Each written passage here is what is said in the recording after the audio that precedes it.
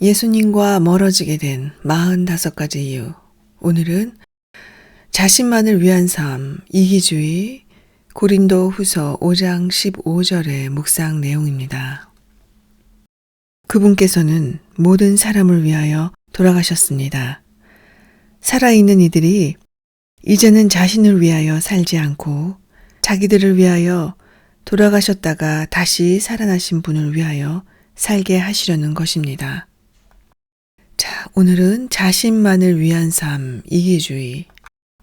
이기주의는 자기 자신의 이익만을 꾀하고 사회나 다른 일반의 이익은 염두에 두지도 않으려는 태도를 말합니다. 이러한 태도를 가진 사람을 이기주의자라고 부르죠. 하나님은 당신의 성품과 형상대로 우리를 창조하셨습니다. 하나님은 영원한 사랑이십니다. 또한 예수님이 우리를 위해 십자가에 죽으신 것은 우리가 사랑으로 살기 위함이었습니다. 때문에 우리는 우리의 필요가 아닌 진정으로 내 주위를 사랑해야 하며 그 생각과 관점이 그들 중심이 되어야 합니다. 그러나 그것은 쉬운 일이 아니죠. 그런데 우리의 삶을 정직하게 돌아보면 위에서 열거한 하느님의 성품이나 예수님께서 우리를 구원하신 목적과는 다르게 생각하고 행동하는 것을 볼 수 있습니다. 하나님께서 인간을 창조하신 목적에 반대되는 삶, 즉 이기적인 모습으로 살아가는 우리를 보게 됩니다. 그렇죠. 이기적인 삶을 살 때가 많으면서도 그렇지 못하게 느낄 때가 다반사입니다. 예를 들어 보겠습니다.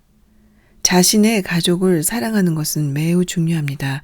그러나 자신의 가족을 사랑하는 마음에 가족의 권리와 복지를 챙기면서 다른 사람의 가족의 권리를 무시하게 된다면 이것 또한 가족 이기주의가 되는 것입니다.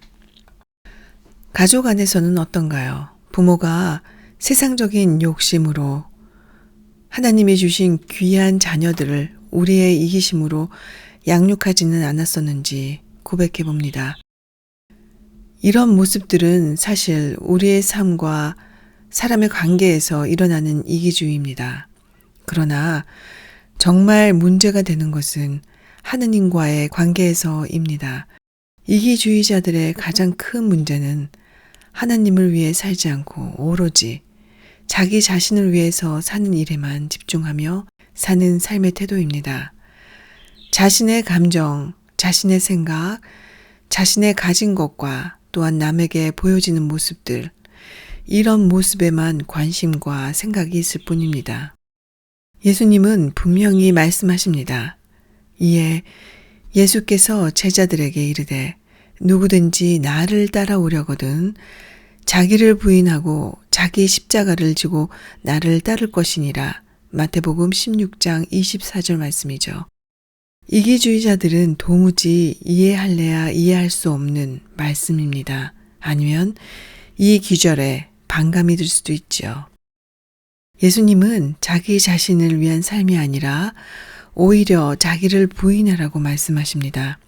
이것이 참된 당신의 자녀된 삶의 모습이라고 말씀하고 계십니다. 자, 그런데 이기주의자가 이기심에 끌리면 어떻게 되나요? 그들은 자기 자신의 욕구를 끊임없이 추구하고 절대로 아름답고 거룩한 삶을 살 수가 없습니다. 사도 바울은 고린도 후서 5장 15절에서 다음과 같이 말하고 있습니다. 그가 모든 사람을 대신하여 죽으심은 살아있는 자들로 하여금 다시는 그들 자신을 위하여 살지 않고 오직 그들을 대신하여 죽었다가 다시 살아나신 이를 위하여 살게 하려 함이라. 예수님께서 죽으신 이유, 바로 우리가 자기 자신을 위해 사는 것이 아니라 우리를 위해 십자가를 지시고 돌아가시고 다시 부활하신 예수님을 위해 사는 것에 귀한 삶의 목적이 있음을 분명히 말하고 있습니다. 또 다른 신앙적인 이기주의를 언급하자면 만약 어떤 사람이 자신의 만족과 유익을 위해서만 예배를 하고 찬송을 하고 기도하고 영적인 생활을 한다면 이것 또한 무지한 이기주의입니다. 교회에서 하는 봉사, 헌신도 자기 만족을 위해서라면 이것 역시 이기주의죠.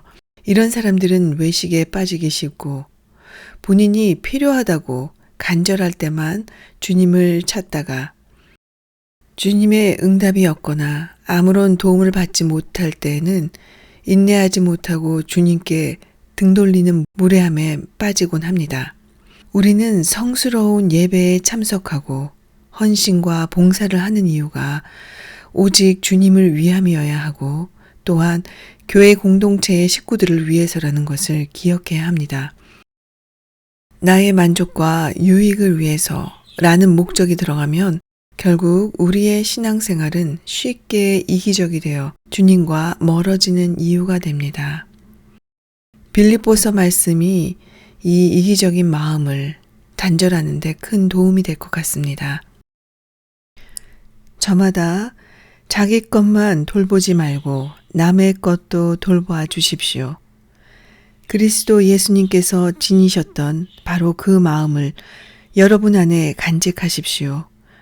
그분께서는 하느님의 모습을 지니셨지만 하느님과 같음을 당연한 것으로 여기지 않으시고 오히려 당신 자신을 비우시어 종의 모습을 취하시고 사람들과 같이 되셨습니다.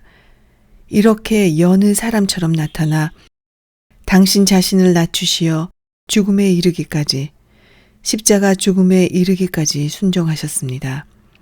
그러므로 하느님께서도 그분을 드높이 올리시고 모든 이름 위에 뛰어난 이름을 그분께 주셨습니다.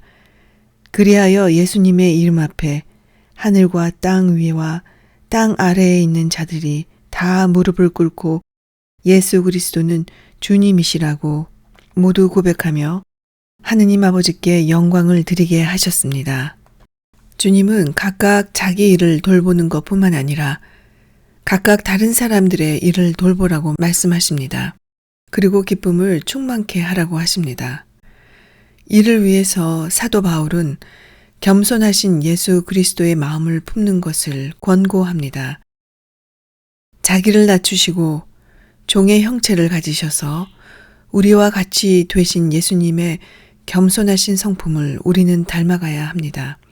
그럴 때 우리 안에 있는 이기적인 마음은 힘을 잃게 될 것이고 우리의 삶에서 떠나가게 될 것입니다. 우리가 이기심에서 벗어나게 해달라고 기도하면 하나님께서는 여러 가지 고통스러운 상황을 우리에게 요구하실 수도 있습니다. 그럴 때 우리의 태도는 순종입니다. 모든 상황에서 순종을 통해 내 안에 있는 이기적인 마음을 뽑아내고 겸손한 삶으로 하나님이 보시기에 귀하고 아름다운 삶의 모습으로 살아가시기를 오늘도 주님은 원하십니다.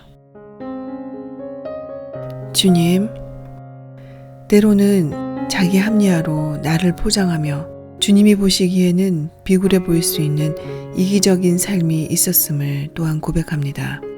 나 자신을 위한 일에 몰두하고 나 자신을 위해 열심히 살면서 다른 사람들의 삶을 존중하지 않거나 무시해서 그들을 힘들게 했다면 이것 또한 바로 이기주의인 것도 알았습니다.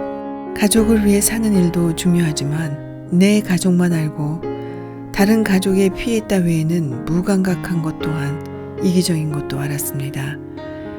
신앙생활에 있어서도 주님을 위한 공동체의 유익이 아닌 오직 내 자신의 만족과 나의 유익을 위해 찬양하고 성경 공부하고 봉사하고 헌신하는 것도 이기적인 마음이라는 것을 알았습니다.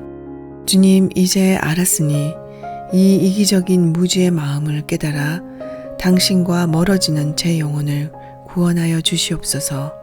그래서 담대하게 예수님의 사랑을 실천하고 닮아가게 하여 주시옵소서. 예수님의 이름으로 기도합니다. 아멘.